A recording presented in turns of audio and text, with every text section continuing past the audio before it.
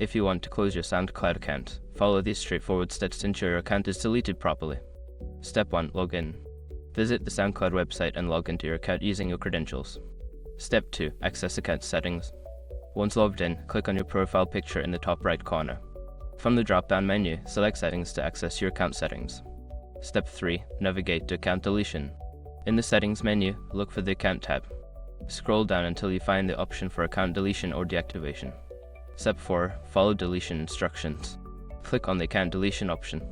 You will be prompted with instructions and may need to confirm your decision by entering your password or providing additional information. Step 5. Confirm deletion. After following the prompts, confirm that you want to delete your account. You should receive a confirmation message indicating that your account has been successfully closed. Once you have completed these steps, your SoundCloud account will be closed and you will no longer have access to your content or playlists.